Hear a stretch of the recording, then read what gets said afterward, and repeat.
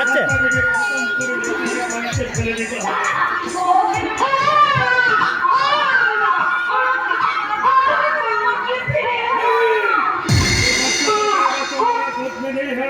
ये वक्त बताना होगा मोदी का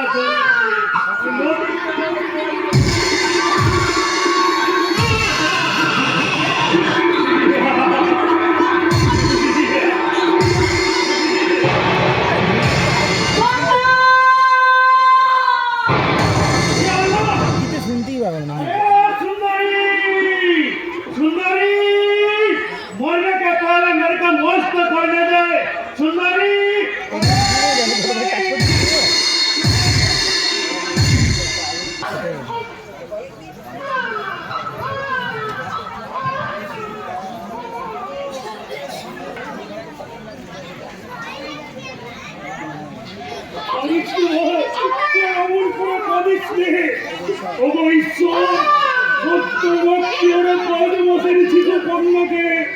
তুমি কেমন করে বাঁচাবো মায়ের পুত্র এই বাচ্চাটাকে আমি কি খেয়ে বাঁচাবো তুমি বলে দাও ঠাকুর আমি এই বাচ্চাটাকে কেমন খাবো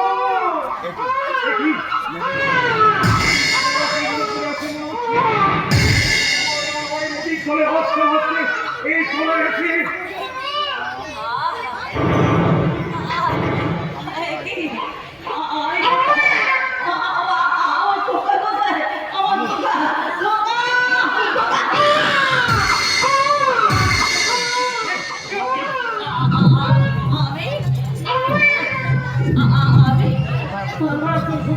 হারিয়ে গেছে বাবু, হারিয়ে গেছি ভাগ্যের বিড়ম্বনা আমার সব কিছু শেষ হয়ে গেছে।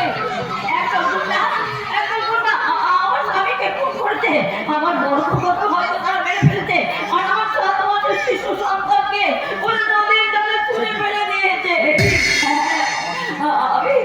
আমি তাই তো আমার খোকাকে বাঁচাবার জন্য আমি নদীর জলে ঝাঁপিয়ে পড়েছিলাম, কিন্তু ভাগ্যের বিড়ম্বনায় আমাকে নদীর মধ্যে দিল না।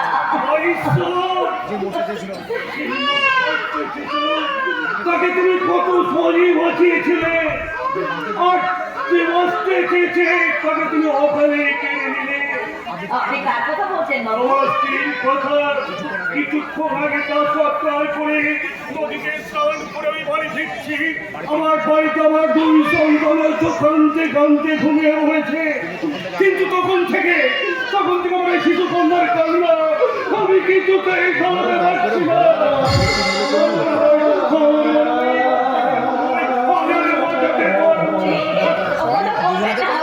হাতে করে মোবাইল হাতে করে রেকর্ড স্ট্যান্ড নিতে হবে একটা। আমি দেখি এই এটা কাঁদবি না, কাঁদবি না। আরে বাবা তোর মা নেই তো কি হয়েছে, আমি তো আছি, আমি তো। শুনুন ভাগ্য আপনার সব কিছু কেড়ে নিল, ঈশ্বর যখন আপনার সব ফিরে গেছে আপনার সন্তানদের মাথায় পেয়ে দেবে। আপনি কি বলছেন?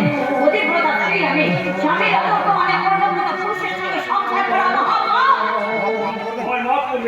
কোনো অসৎ উদ্দেশ্য নিয়ে কথা বলে আপনার যেমন বাঁচার জন্য একটা অবলম্বন প্রয়োজন, তেমন সন্তানদের বাঁচার জন্য একটা মায়ের প্রয়োজন। আসুন না, নিজেদের প্রয়োজনে আমরা একে অপরকে সাহায্য করি। মনে করুন না ওই শিশু সন্তানই আপনার সেই হারিয়ে যাওয়া শিশু সন্তান।